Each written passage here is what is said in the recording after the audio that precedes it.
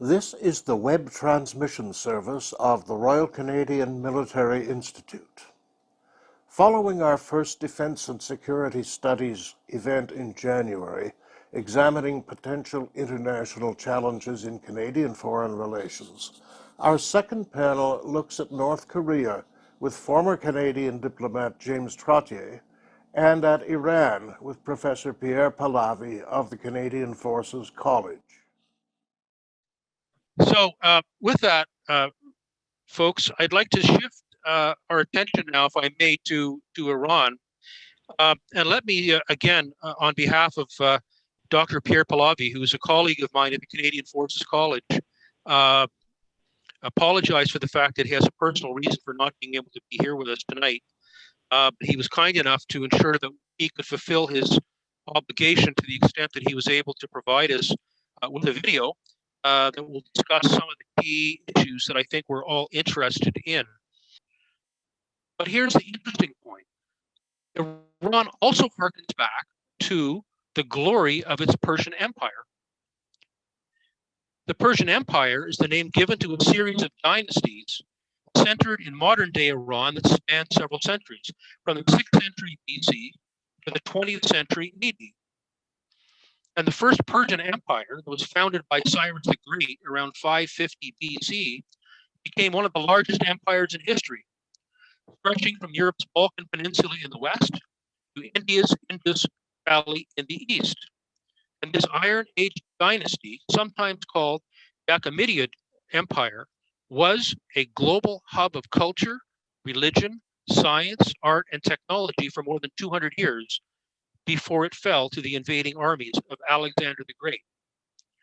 What you have is a state that on one hand is not surprisingly insecure because of its physical location and what it represents to the other states in the immediate neighborhood, but at the same time, hearkening back to its vision of a Persian Empire, to greatness. And so therefore, it combines those two characteristics at the same time. Hello to everyone. Things have been moving quite fast on the Eurasian chessboard lately. Over the past decade, and even more so in recent years, Iran has been moving closer and closer to the member countries of the Shanghai Cooperation Organization, and especially towards Russia and China.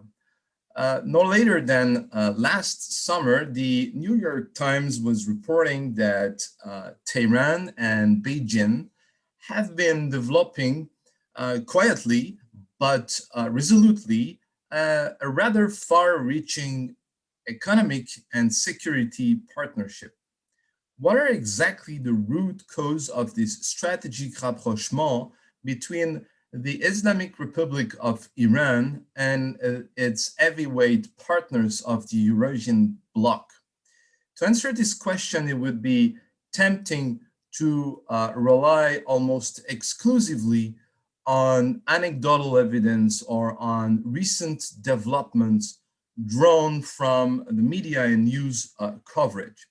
But what I'm going to do today is to suggest that we adopt an alternative approach, that we take a few steps back from current events and to try to understand Iran and the underlying logic of its foreign policy through the prism of geopolitics.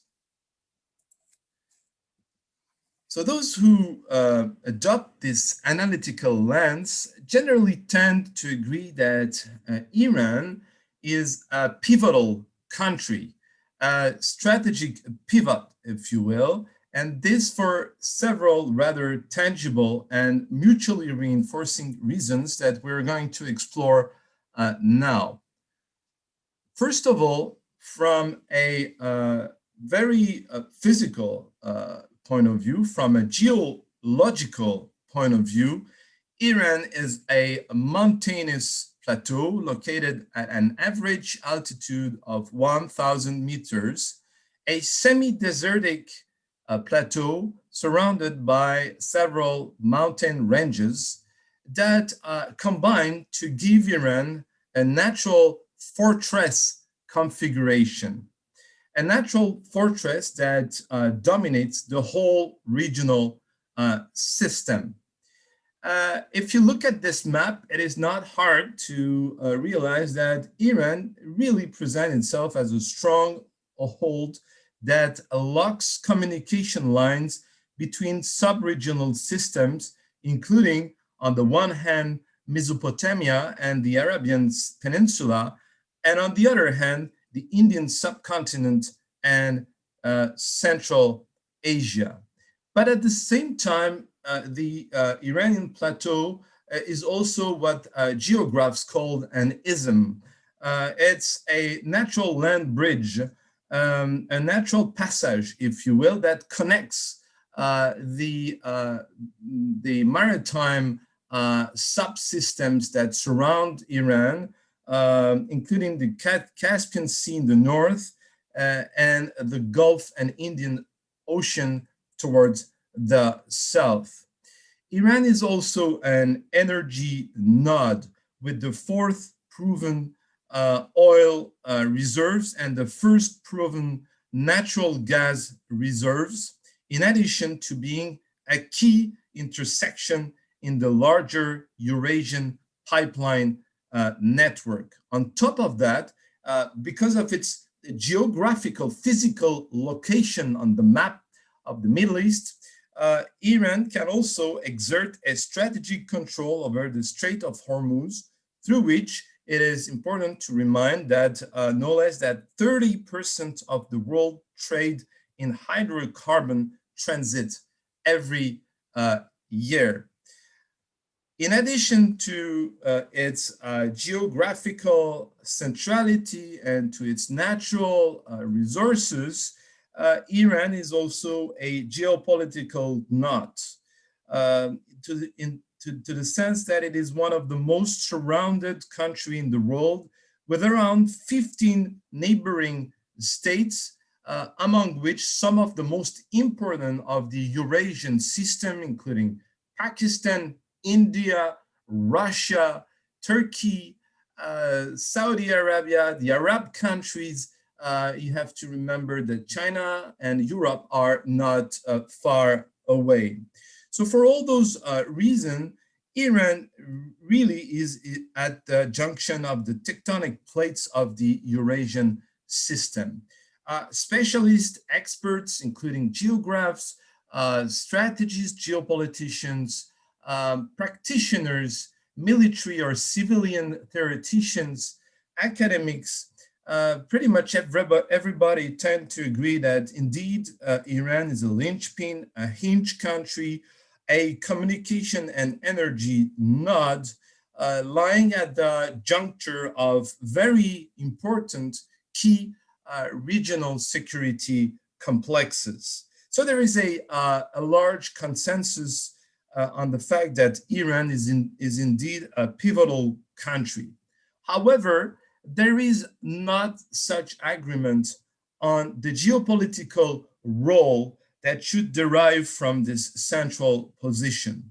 There is, in fact, one area of agreement for countries other than Iran. Those external countries tend generally to agree that Iran is or should have a role as a means towards their own strategic ends. Those regional and extra-regional countries converge on the conclusion that Iran is perceived as as instrumental to achieve their own goals, but Iran is never viewed by them as an autonomous and sovereign actor.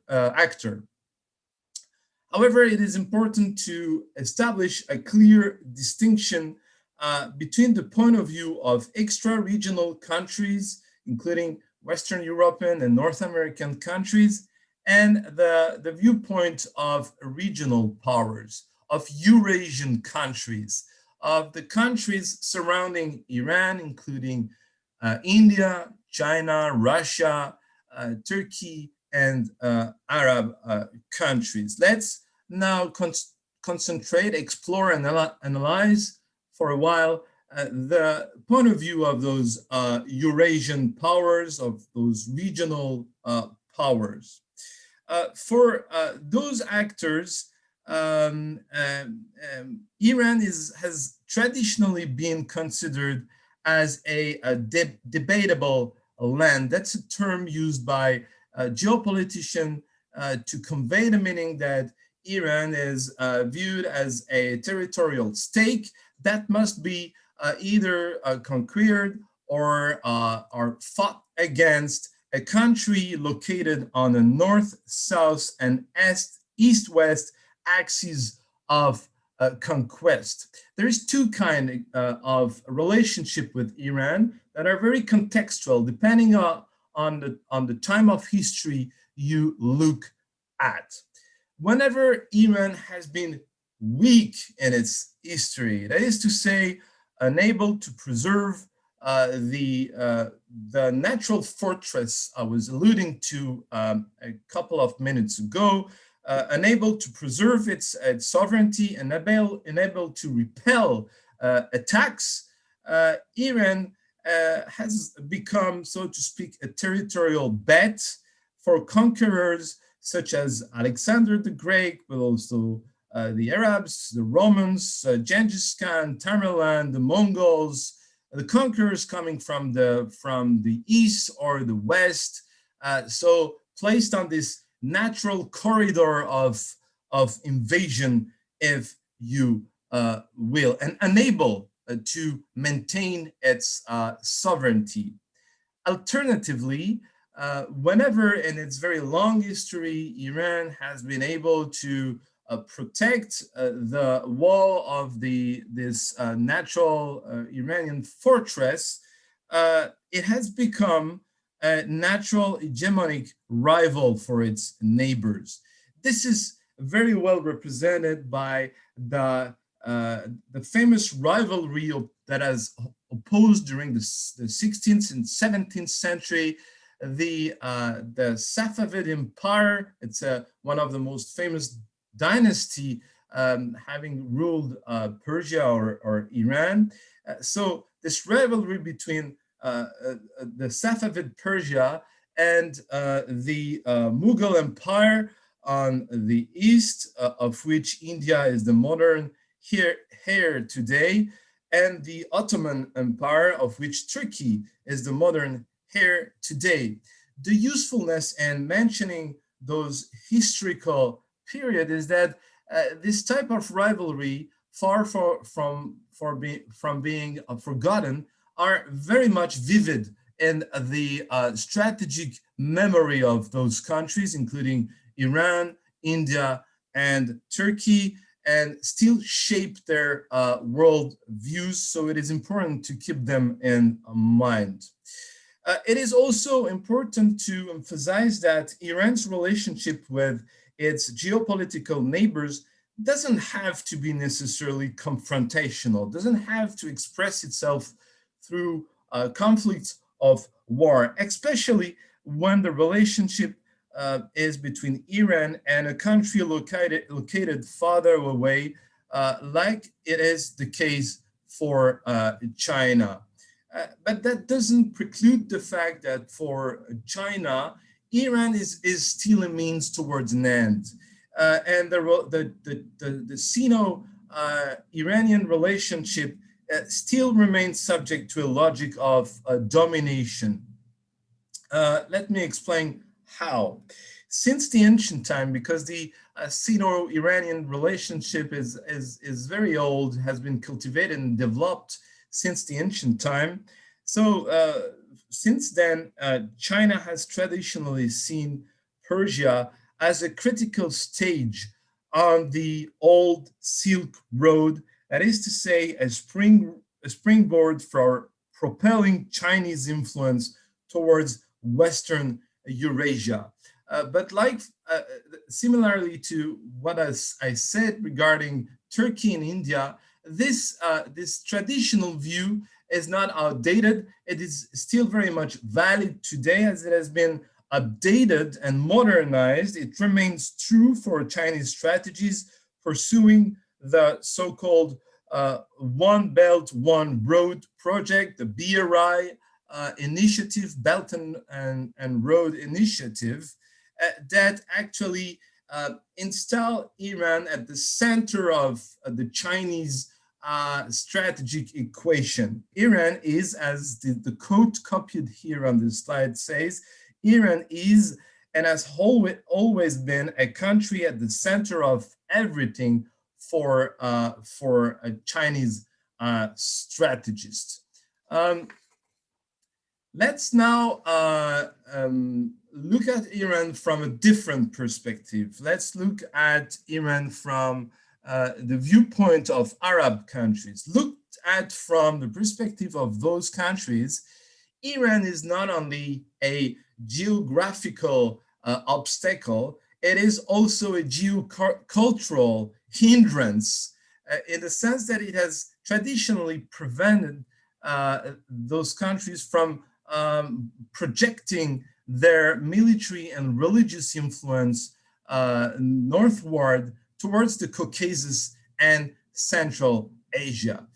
This is simply due to the religious cleavages between the Arab countries that are in majority Sunni and Iran, which has a Persian ethnic and embraces in majority the Shia faith. This ethno-religious divide between Shia Iran and the Sunni powers has almost always nourished that rivalry, and those countries have competed for the domination of the Muslim world. But this ethno-religious rivalry has been worsened, has been increased by two historical events that took place during the 20th century and early 21st century. The first is the 1979 Islamic Revolution and the 2011 Arab Spring.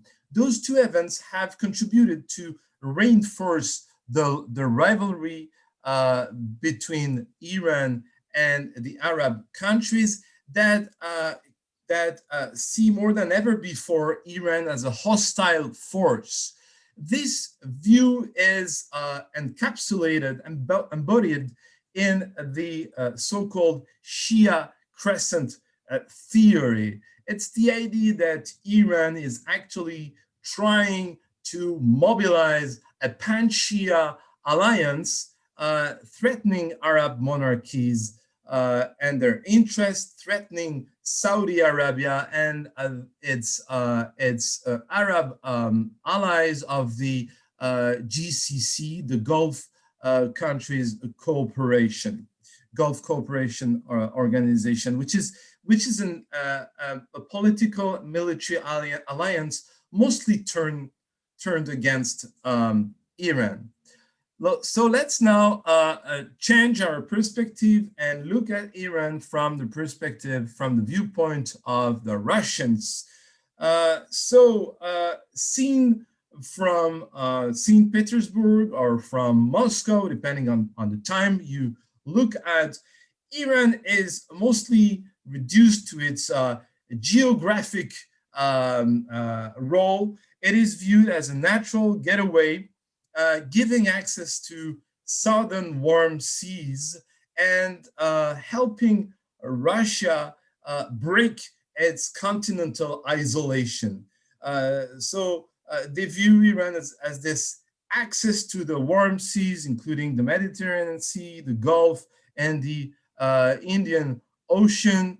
And this is really important, carving into the Persian territory, or trying to influence politics in Iran to gain access to southern oceans and break Russia's continental landlockness has, so to speak, always been a leitmotif of the Russian foreign policy and security policy.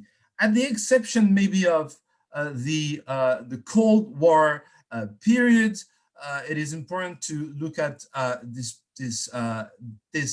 historical phase to understand the larger great game between great powers. During the Cold War, there was a kind of an interlude, as Iran was used by the West as one of the main links of the anti-Soviet containment system. Iran was part of the Baghdad Pact and the CENTO, which were regional organization affiliated to NATO. So Iran was used as part of this anti-Soviet dam designed to contain the Soviet and USSR influence. For its part, it was a strategic encirclement that Moscow had been trying to counter by putting constant pressure on countries like Afghanistan, but also like Iran. By the end of the Cold War, that anti-Soviet dam melted, if you will, to use a metaphor, and the post-Cold War period was marked by a kind of return to normal, with Iran regaining its status as a geopolitical getaway for Russia. For Putin's Russia in particular, the Iranian bridge regained its usefulness as a sine qua non condition to re-access the Middle East. Russia was completely absent from the Middle East during the 1990s, but also Iran was used as a tool, as an instrument to restore Russia's geopolitical greatness. It is perhaps important to point out that, like China and other Eurasian countries, Russia systematically consider the world and its interest through the geopolitical prism, hence the usefulness of considering this analytical lens to understand Iran, but it has some pertinence for other topics related to Eurasia as well. So let's now take a few steps back and look at Iran from a more remote standpoint.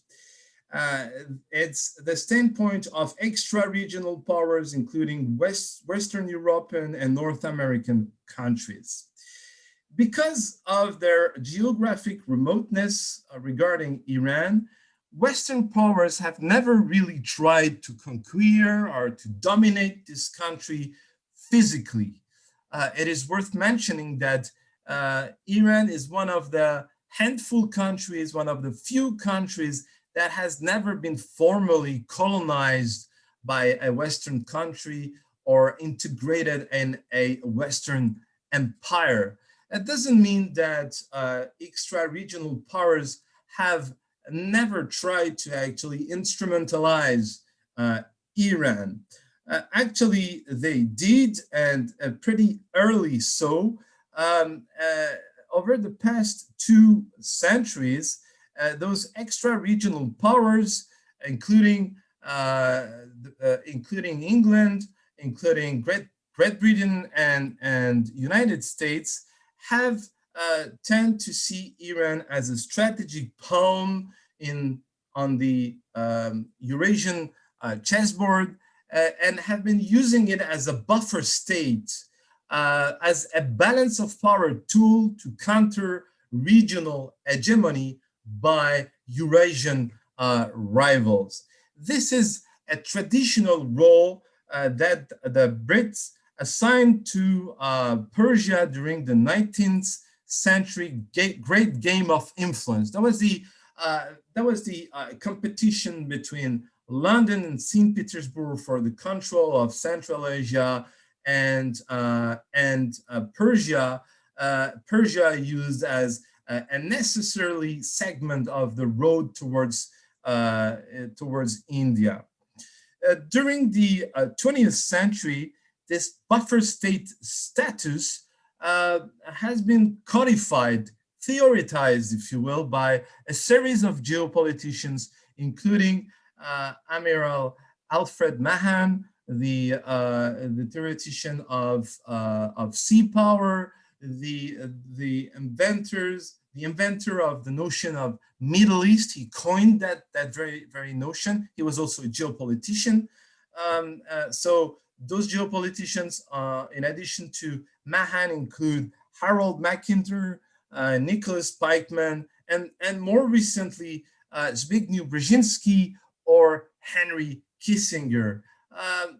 Let me open bracket here and mention the fact that those geopoliticians are not only theoreticians or academics. They are PhDs, but they also happen to be practitioners to the extent that they have played a role as strategic advisors to Western governments and to the U.S. government in specific.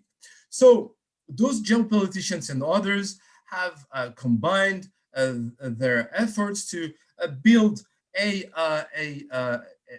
world theory that has served as a foundation for Washington's Middle East and Iran policies. A world view that basically rests on a geostrategic division of the world into three geographical spheres or three geographical regions.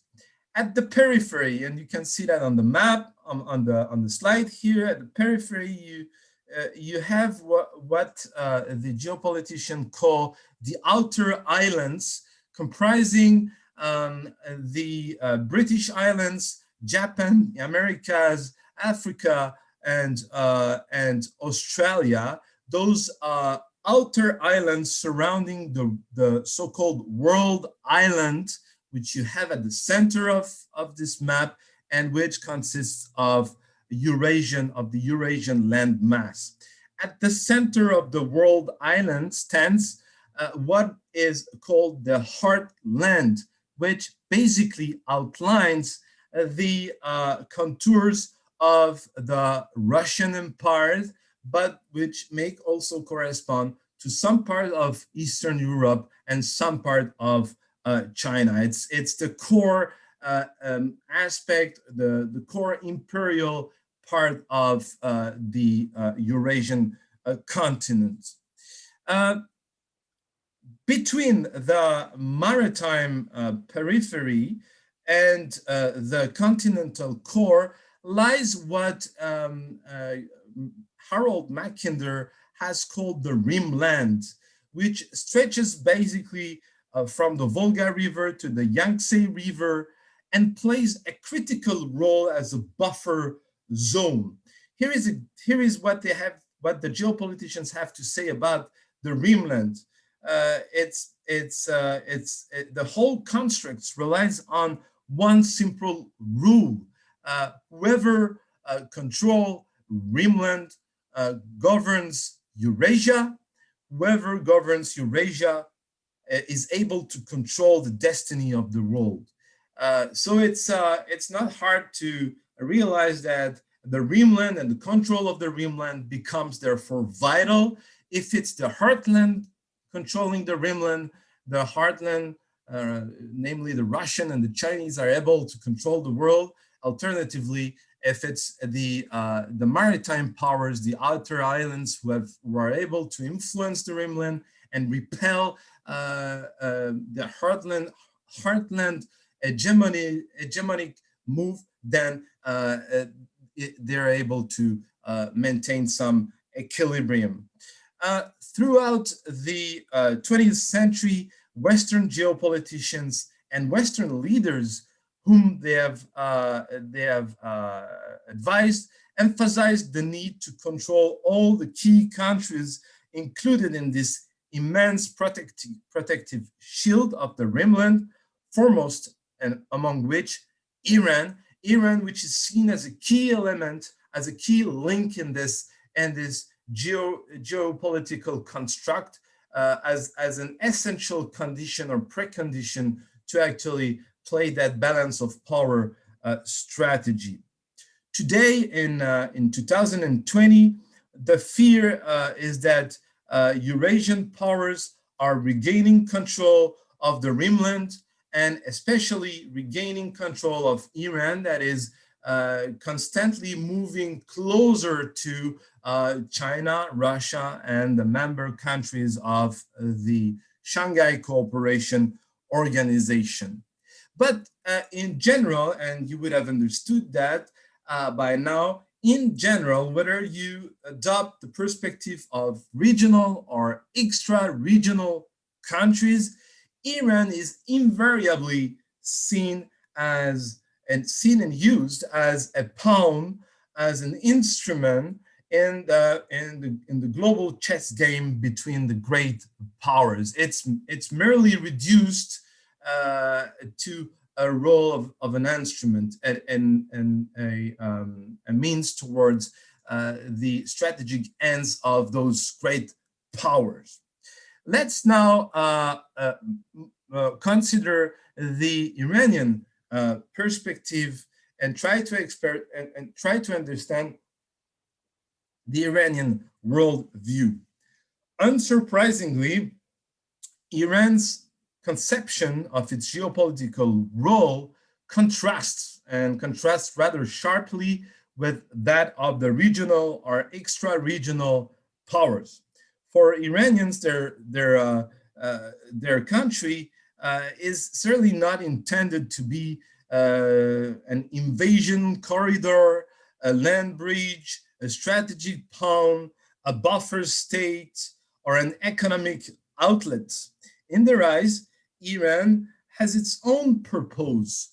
It has to be a sovereign country, a sovereign power pursuing a foreign policy freed from interferences and external pressures exercised by either regional or extra-regional countries.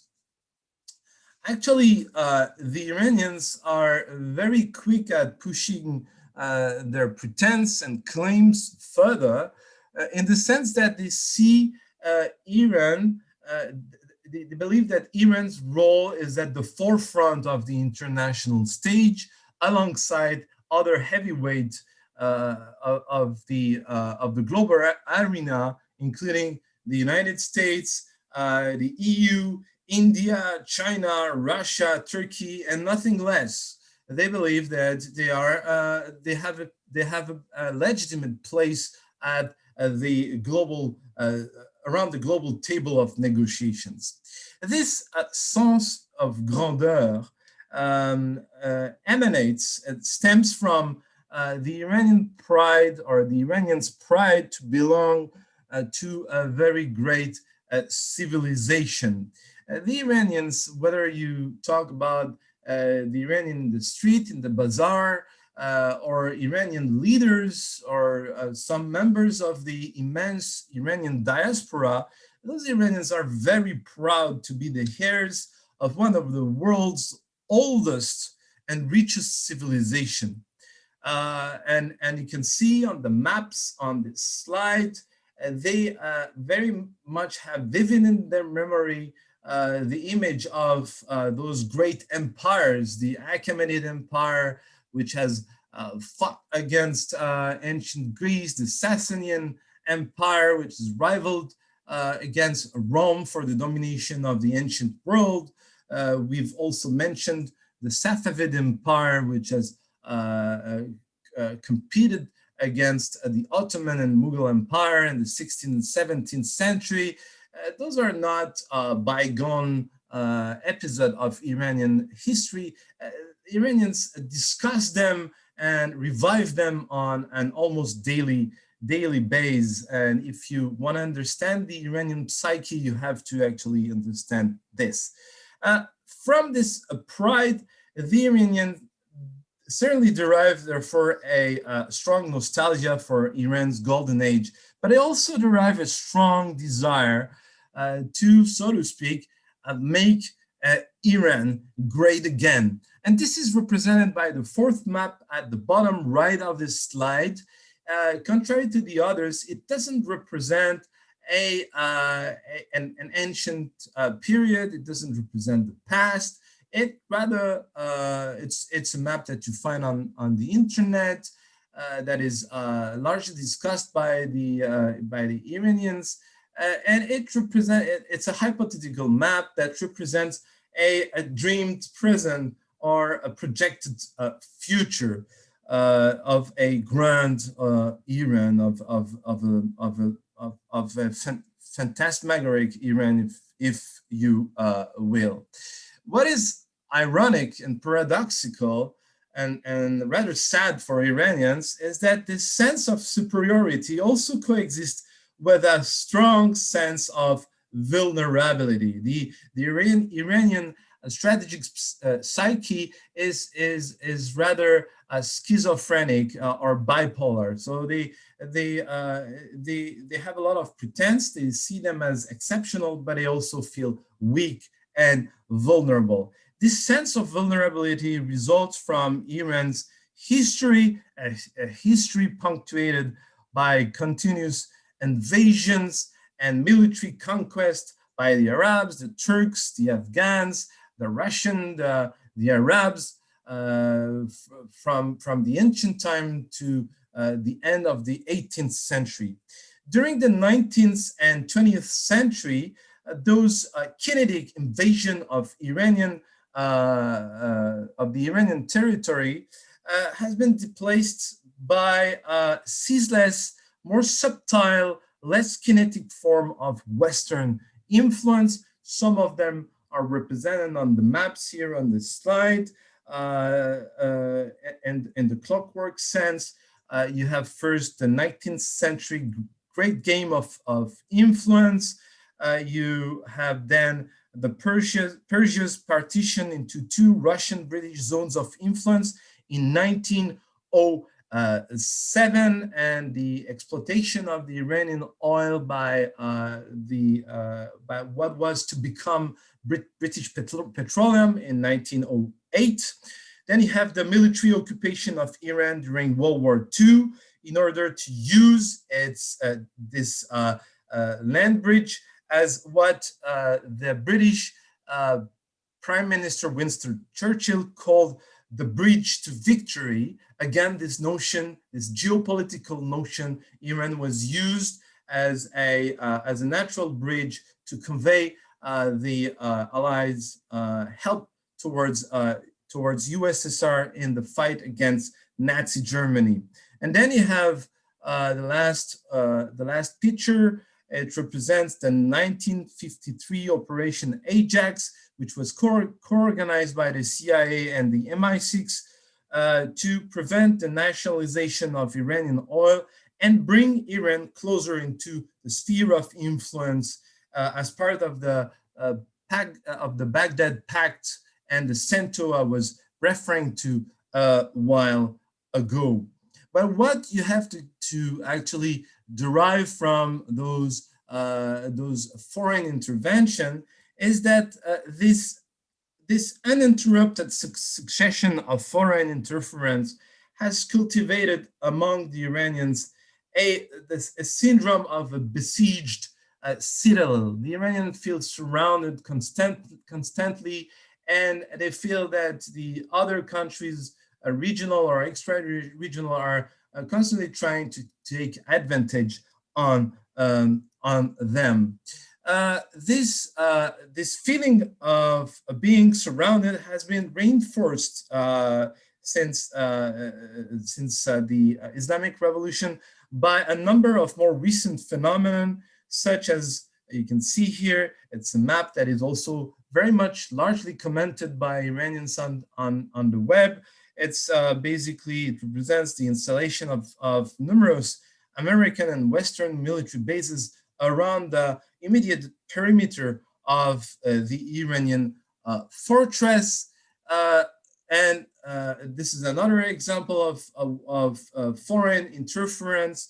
It refers to Operation Stuxnet, this cyber attack, which was designed to neutralize Iran's nuclear program, and which has had the effect of reinforcing the feeling that the Iranian fortress is not only surrounded, but constantly being infiltrated by foreign powers. All these elements, ancient and more recent, have combined to feed a what I call a quasi-paranoiac belief that regional and extra-regional powers are constantly developing plans to interfere in the internal affairs of Iran, to limit its sovereignty, and to get their hands on its wealth, the hydrocarbon resources in particular. It's a form of collective paranoia that is reflected in various rumors circulating in Iran or on the web about plans, real or not, for a military invasion of Iran, plans for reorganizing the Middle East, plans for dismantling the Iranian territory. But make no mistake, Iranian paranoia doesn't only concern Westerners and their regional allies. It's not limited to the United States, to Israel and Saudi Arabia. Iranians are, and this is important to keep in mind, Iranians are virtually suspicious of everyone, including their own current Russian and Chinese partners, whom they regularly suspect of pursuing an imperialist agenda. If you had to keep in mind something, Iranians trust nobody but themselves. This brings me to Iran's policy options. Iran feels surrounded, feels alone. So what are its options? Iran is indeed subject to a deep complex of strategic solitude. The Islamic leaders are convinced that they cannot rely on any form of natural strategic solidarity, and they have the certitude that they can only rely on their own means. But the problem, and you know that as well as me, is that Iran doesn't have a lot of capabilities. It is actually very weak in the traditional compartment of national power and the dime. If you use the dime model, they're pretty weak in all of those compartments. It doesn't mean that Iran is not creative. To exit isolation, they have turned very early on after the end of the Iran-Iraq war, and in the midst of the first Gulf War, they have turned to an asymmetric hybrid strategy similar to that of China and Russia. It is very much obeying to the same kind of underlying logic as the Chinese and Russian hybrid strategy. The result is a 360 strategy pursued by all means available to the Iranian regime and mostly but not exclusively conducted below the threshold of force. It doesn't mean that the Iranians do not resort to violence. We all know that they do, but they are perfectly aware that they have nothing to gain from direct confrontation with their regional or extra-regional rivals. They are dwarfed militarily, and they cannot expect to win on the traditional battleground. So they rely on this asymmetric hybrid strategy designed to level the playfield and is designed to compensate for Iran's conventional weaknesses and achieve its strategic objectives. I'm going to come back on and develop on these strategic objectives. They have basically two strategic aim. They're pretty traditional. Let's look now at what these two strategic objectives are and what are Iran's instruments, tools, and means for securing each of them. The first of these objectives is basically to protect the proverbial Iranian fortress on which the whole presentation is based. So protect the Iranian fortress, that is to say, more precisely, to ensure Iran's territorial integrity, of course, but also its political sovereignty, and its economic autonomy. To ensure the safeguard of national independence and to protect the Iranian citadel, Iran relies on the following. First of all, a poorly equipped but rather well-trained regular army, what the Iranian call the Artesh, which was inherited from the time of the Shah. It comprised 8,000 personnel, and it relies on a political military militia, the so-called Basij, which counts 90,000 militiamen and women. The Basiji, their role is basically in time of peace, is to control and surveil the Iranian population, to fight against dissidents.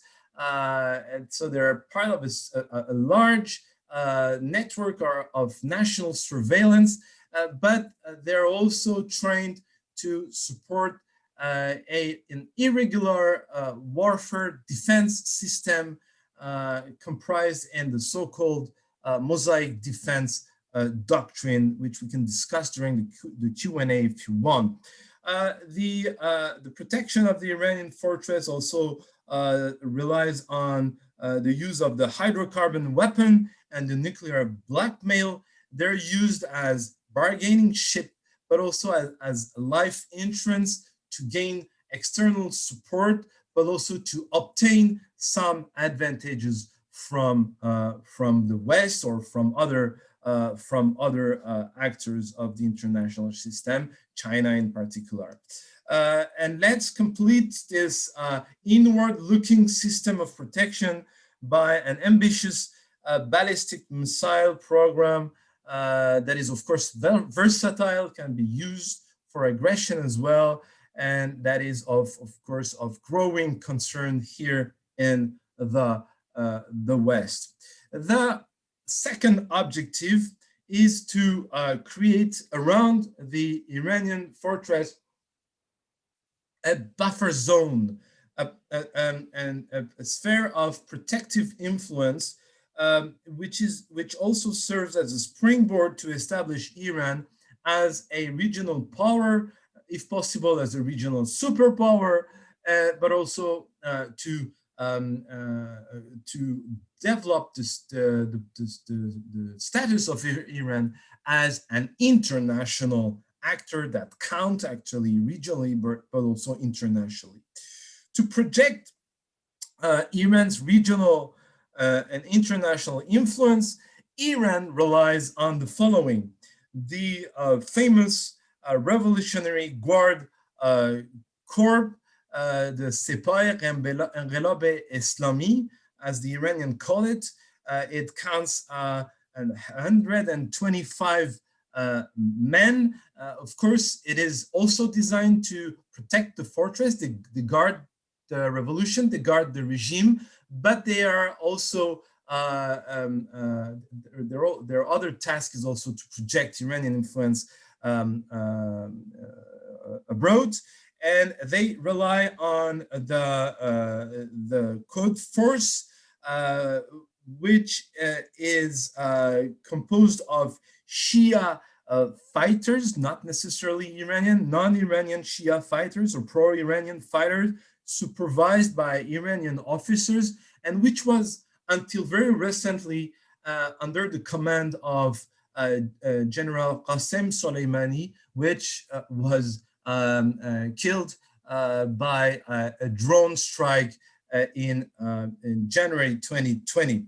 The Revolutionary Guards and the Quds Force expand very drastically their margin of maneuvers by relying on a multitude of proxies, including the Lebanese Hezbollah Kataib in Iraq, the army of the Mahdi in Iraq as well, the Houthi in Yemen. Sometimes they work with non-Shia organizations like the Hamas in the Gaza Bank, and a multitude of other pro-Iranian militia and movements and insurgency movement in Afghanistan, in Syria, and throughout the Middle East and beyond. The Revolutionary Guard Corps also use the cyberspace. There is a revolutionary cyber army, according to the Israeli intelligence.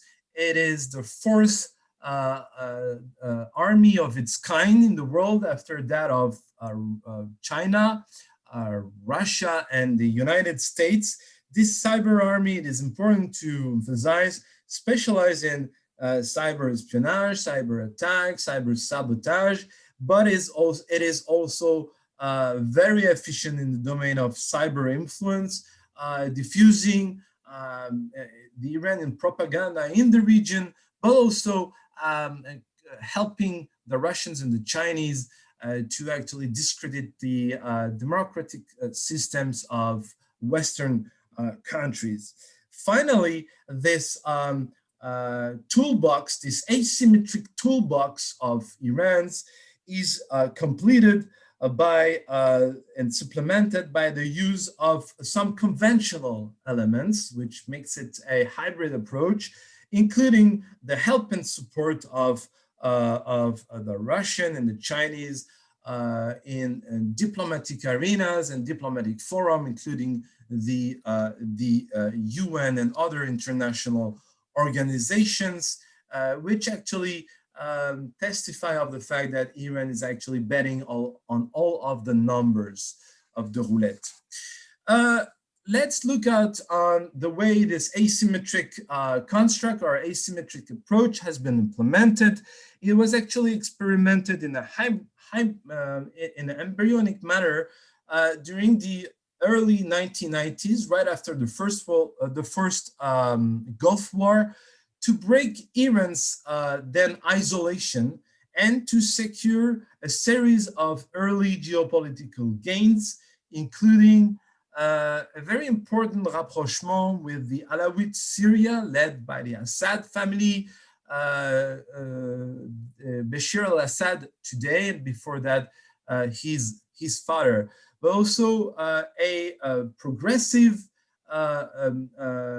rooting in Lebanon, development of Iranian presence in Lebanon through the Guardians and the Hezbollah that the Guardians have helped establish in 1982, and through which the Iranians have also patiently developed a sort of a virtual border with Israel, which is in itself an important strategic gain for Iran.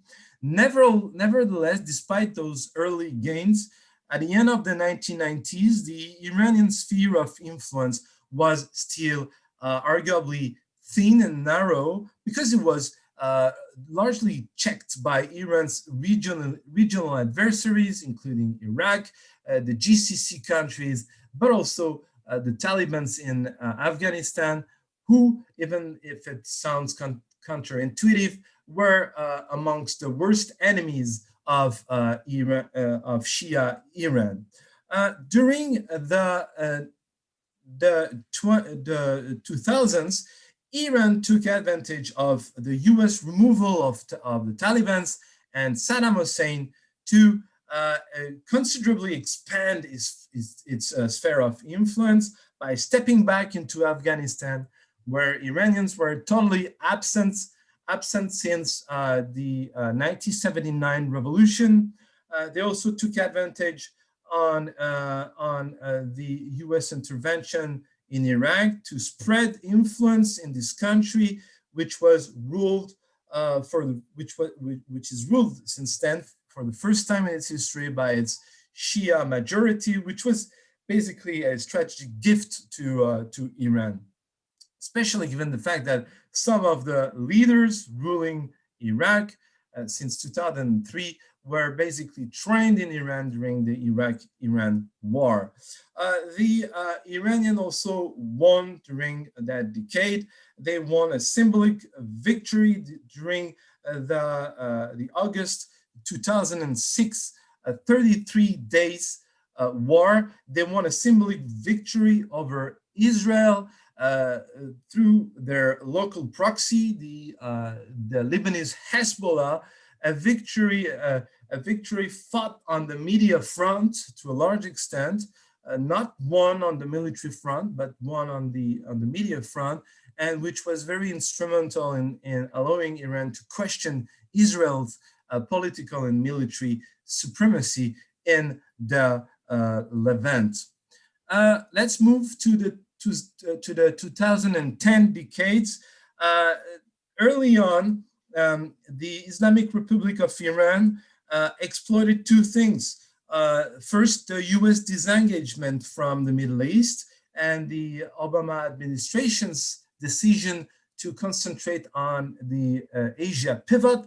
But more importantly, the Iranians took advantage on the 2011 Arab Spring to increase their room of maneuver even more by benefiting from the elimination of anti-Iranian leaders, such as Egypt's Hosni Mubarak, by benefiting from the emergence of more friendly players, such as the Muslim Brotherhood's Mohammed Morsi becoming president in Egypt. All those elements forced in the first phase, forced Israel and Saudi, Iran's regional rivals, to bunkerize and adopt a defensive stance, opening some new possibilities for the Guardians and the Quds force to become very, very active at the four corners of the Middle East.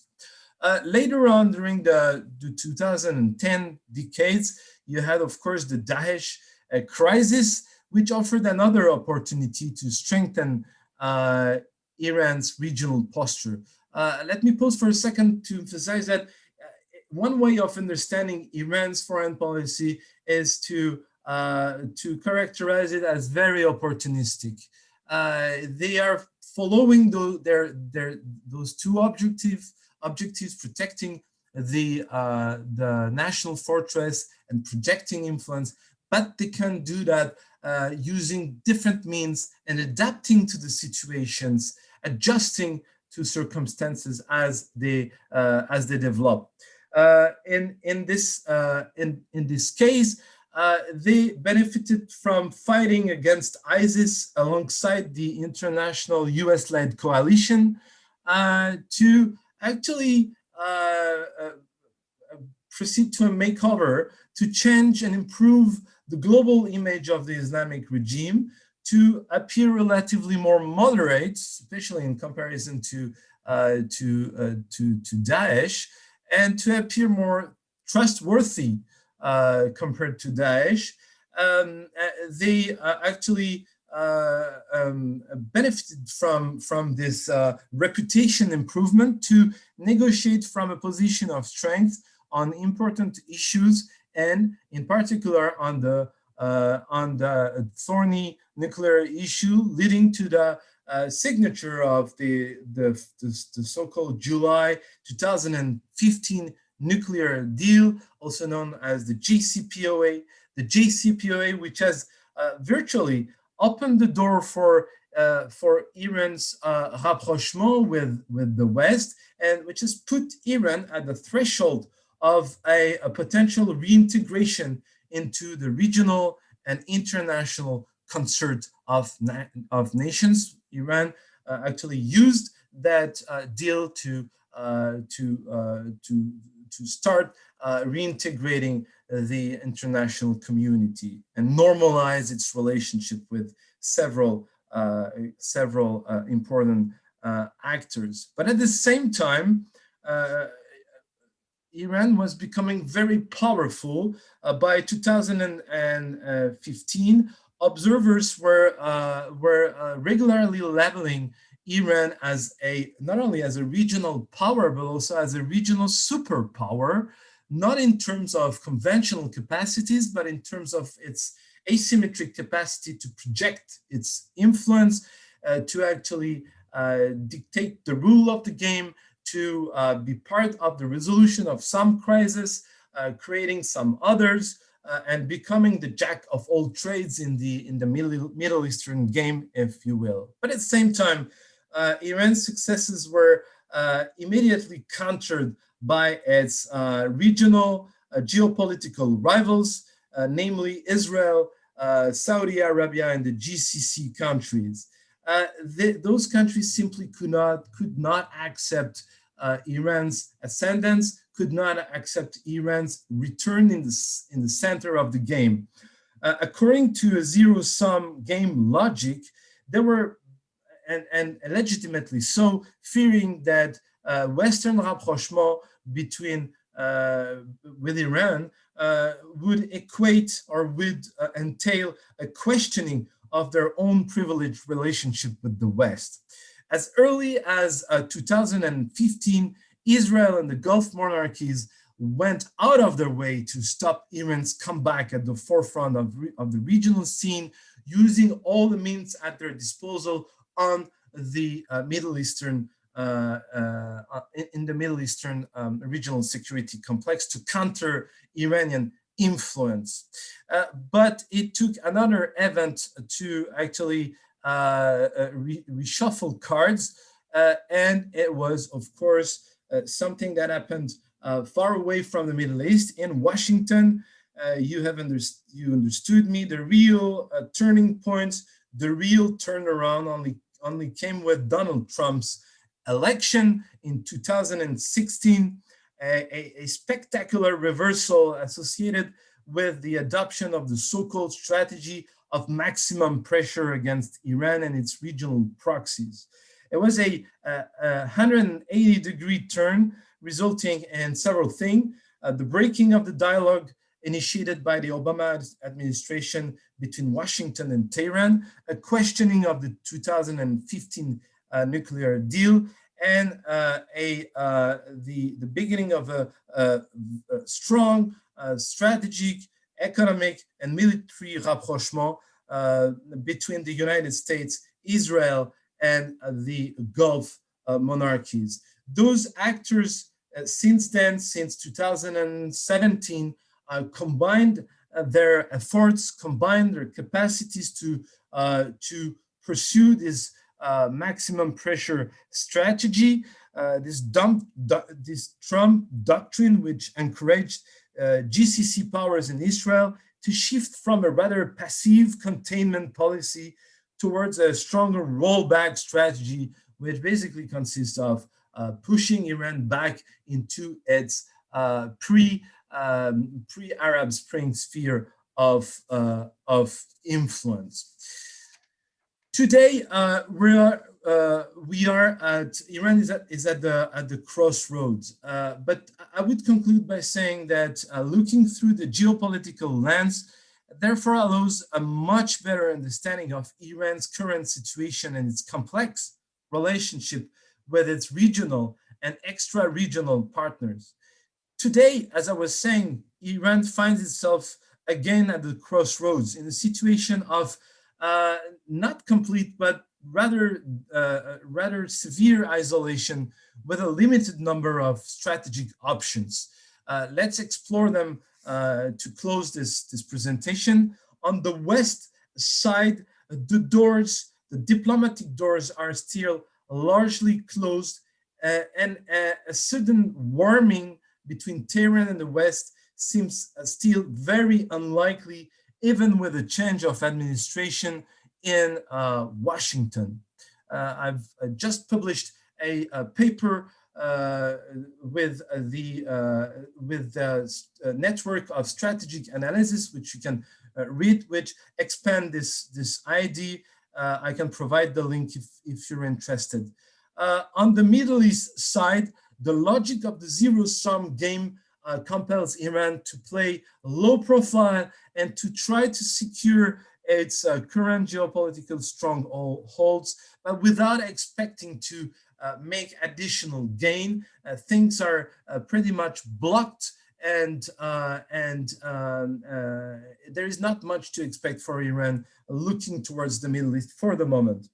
On the northeast side, though, the Eurasian bloc that is slowly but surely forming, this bloc consisting of China, Russia, and the Shanghai Cooperation Organization member countries, certainly constitute the clearest horizon and safest bet for Iran. The supreme guide of the revolution, Ayatollah Ali Khamenei, has made clear that the future of Iran's interest lies in this direction, towards the SCO. Tehran Ostpolitik, or pivot to the East politic, will most likely constitute the cornerstone of Iran international strategy and probably the foreseeable future, unless, of course, something unexpected happen.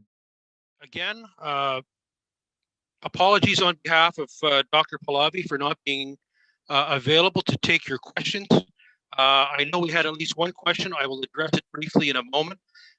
Just to clarify briefly who you've been listening to, Pierre Pahlavi is a full professor. He's the chair of the Department of Security and International Affairs and deputy director in the Department of Defense Studies at the Canadian Forces College. His recent publications discuss his main areas of expertise, which are influence strategies, Iran's foreign policy, and hybrid strategies. And I will make sure that the link that he was referring to, his latest article, is going to be available as well on our website. He is the author of many articles on the Islamic Republic of Iran in prestigious publications, and his latest book on the Iranian Revolution received the prestigious Prix Dion Poitiers prize awarded each year by l'Académie Française for the best history book on the Middle East. So he is no lightweight in terms of his expertise in Iran.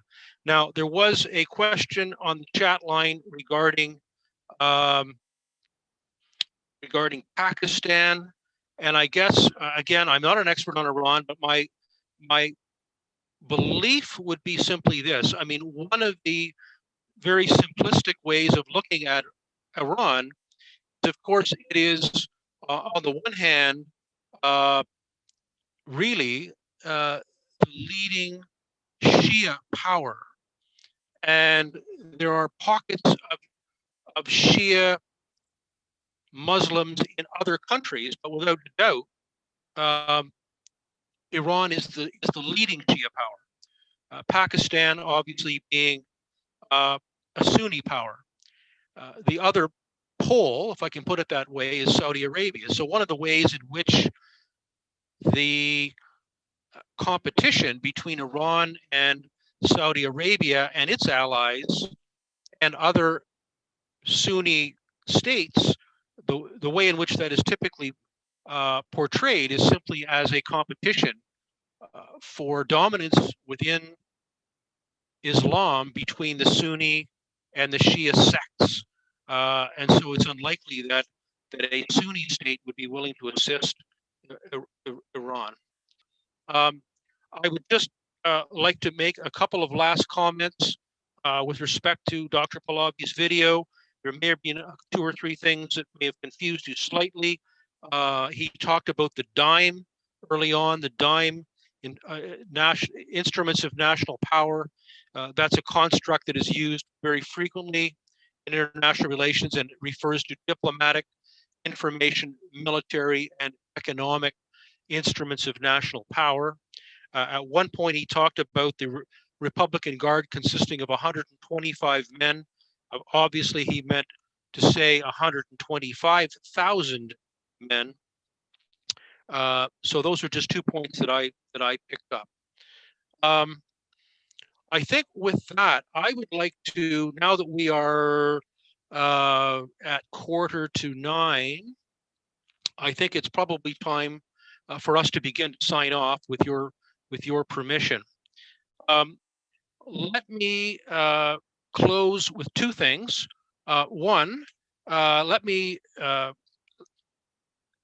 first of all talk a little bit about our next couple of events that the Defense and Security Studies program will put on offer. On March the 9th, we're going to switch our focus away from some of the more international issues we've been dealing with in January and February. We've invited Dr. Balkan Devlin from the Macdonald-Laurier Institute to talk about the concept of Is Canada Back? And specifically what he's going to look at is the results of a national poll that has been conducted with respect to the question of what do Canadians actually want from their foreign policy? What do they think their foreign policy, our foreign policy, should be?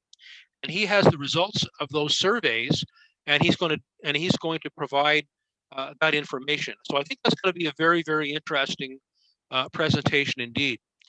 And the other thing that I would mention to you now is a bit early, but you'll start to see information about our annual conference in April. We are assuming that our conference is going to continue to be virtual, but I'm very excited about it because it's going to be on issues of climate change and national security. And we have some very, very top-drawer, top-notch speakers that are going to talk to us about that issue. And it's something that I've only recently, to be perfectly frank with you, begun to delve into in greater detail. And we're going to find out a lot about strategic effects of climate change on our national security and our national defense programs in ways that you probably have not considered up to that point in time. So those are the next two events, March 9th and April 20th. Keep those on your calendar. With that, ladies and gentlemen, I'm going to sign off. I thank you very much for your attention tonight, your participation. I think it's been great. I look forward to seeing you again in March and in April. I look forward even more so to seeing you at the Royal Canadian Military Institute in person. I have a sense we're getting closer to being able to do that. And I very much look forward to seeing you there. So with that, again, thanks to all of our speakers, to Eric, to Sylvia, and to you. This has been another in our series of webcasts produced by the Royal Canadian Military Institute in Toronto as a public educational service. You can find news of upcoming events and links to our webcast archives at www.rcmi.org. On behalf of the RCMI, this is Eric Morse saying goodbye for now, and thank you for joining us.